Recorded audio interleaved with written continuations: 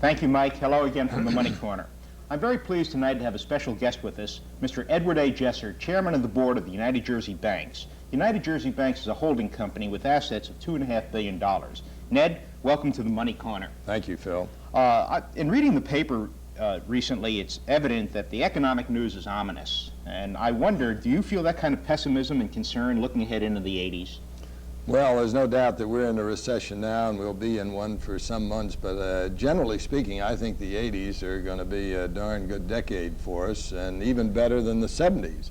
We're still going to have some inflationary problems and high unemployment in certain age groups, but generally economists feel pretty good about the 80s. You know, we're not that far away from economic problems. The last recession was 1974, 1975, which is very close, and I think we can all remember that vividly.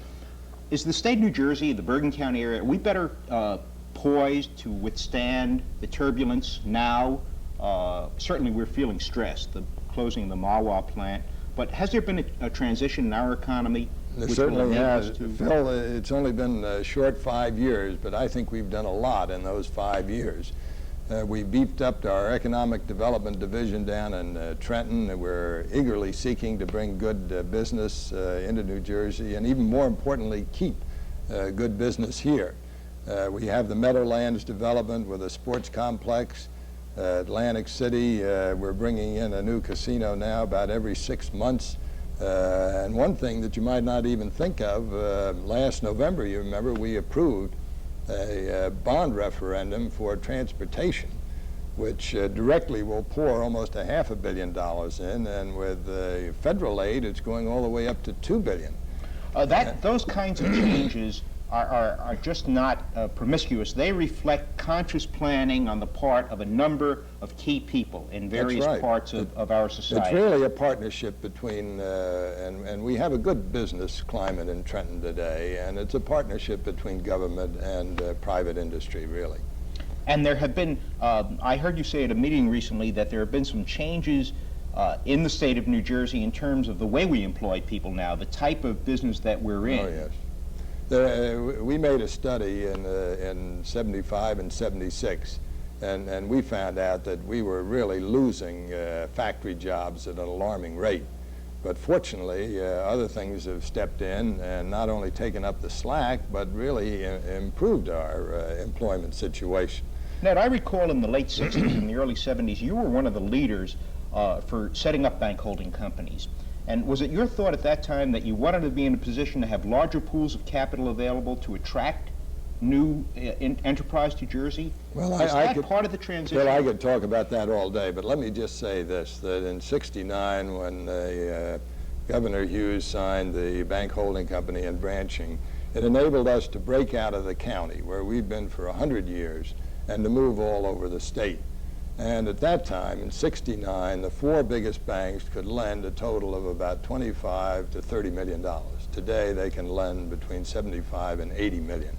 So, you know, we're not going to be able to take care of the Johnson & Johnsons and the Allied Chemicals and Ingersoll Rands 100%, but we can do a much better job today in meeting the financial requirements of all of New Jersey than we could just 10 years ago. Ned, I'm sure the viewers would like to hear more of your views and attitudes about the economy, the changes in the region, the opportunities in banking, and the changes in banking. Would you be good enough to join us here on the Money Corner next week, and we'll continue our discussion? Thank you, Phil. Thank you so much. Delighted. And now back to Mike at the news desk.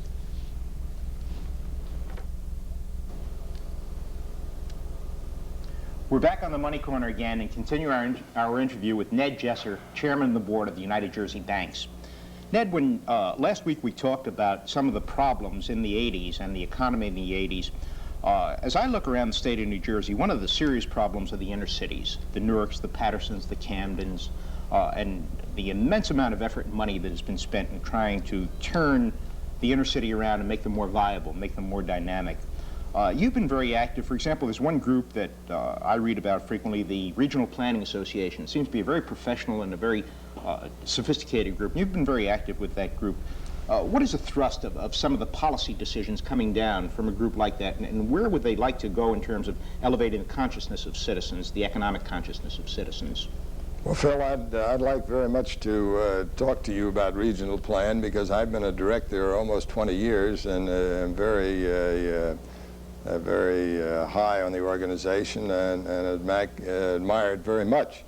A regional plan started over 50 years ago, and one of the first things they did at the end of the decade of the 20s was to pull together a master plan for the greater New York area. And in that, they put the bridges... Greater New York is Long Island, Manhattan, New York proper, the 5 counties, really, plus Westchester, plus Jersey? Plus part of Connecticut and northern New Jersey. Mm-hmm. So it's the metropolis. That's right. And they pulled together a master plan. And surprisingly enough, the things that they put in that master plan, the bridges and the tunnels, the highway system, the airports. Many of them we have today. Yeah, they've all fallen in place. The one thing that hasn't fallen in place was mass transit. And you know, when we built the George Washington Bridge, we built it so we could put mass transit underneath. But when it came along, they put more cars. And that's our problem to mass transit. But relating regional plan to the Meadowlands and to the inner city, a regional plan has been interested in this piece of real estate, which is 20,000 acres and only 10 or 12 minutes from Times Square, for a great many years. As a matter of fact, when they were going to widen, not many people know this, but when they were going to widen the northern end of the turnpike, a regional plan came along and said, instead of tying it right in with the Lincoln Tunnel, why don't you put a spur to the west through the Meadowlands up to the George Washington Bridge? And that's what they did, and that's been a great factor in the development of the Meadowlands. So some people kind of think, because of the articles in the paper, that the regional plan is really against the Meadowlands, and that's not true. They are for the development of the Meadowlands. What they say is, how are we going to develop it and how much?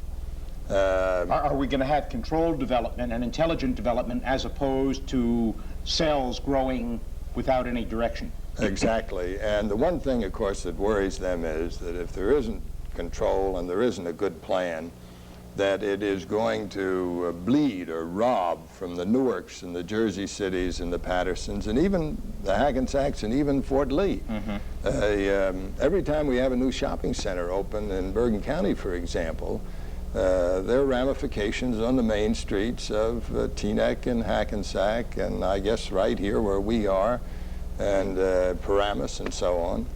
So it's an important matter of how we're going to develop the Meadowlands. Ned, let's continue that when you return to the Money Corner again next week, and I'd like to talk a little more about regional planning. I'd also like to talk about your bank and career development for young people. So you'll be back with us next week, I know. And thank you for being with us tonight. Thank you. Good night. See, that went fast.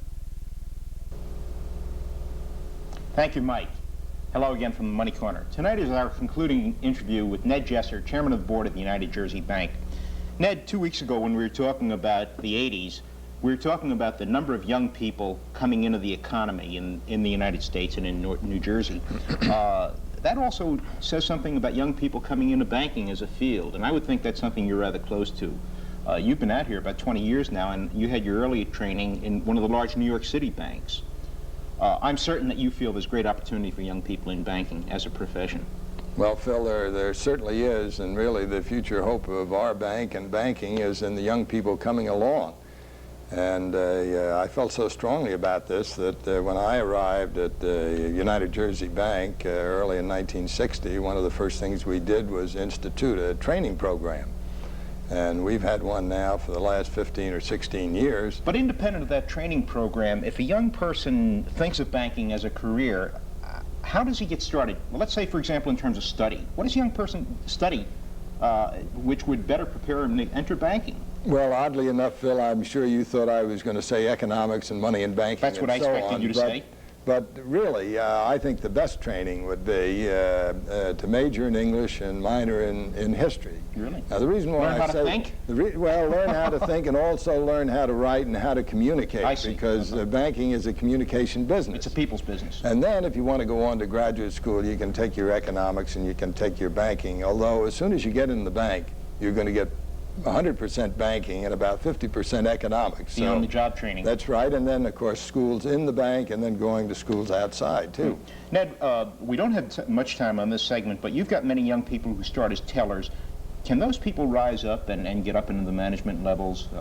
Well, actually, in an Phil, organization like United? we are a bank holding company, and we have 9 banks. And one of our banks in Central Jersey is now being led by a young man that 18 years ago started off as a teller. And did not come in with any kind of influence? No, he went to night school at Fairleigh Dickinson University for 6 years and got his degree, and we're very proud of him.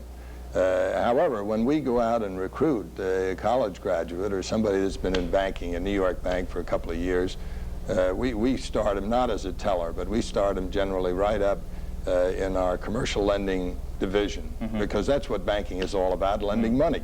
Right. Ned, you've spent 3 weeks with me here on the Money Corner. I've been on 3 separate shows, and I'm impressed with how much more time we could use in talking to each other. Perhaps sometime in the future you come back and we'd have an extended conversation about Northern New Jersey banking and career development. It's been very good of you to be with me. Thank you so much. Thank you, Phil, very much. Ned. Enjoyed it. See you back to Mike at the news desk.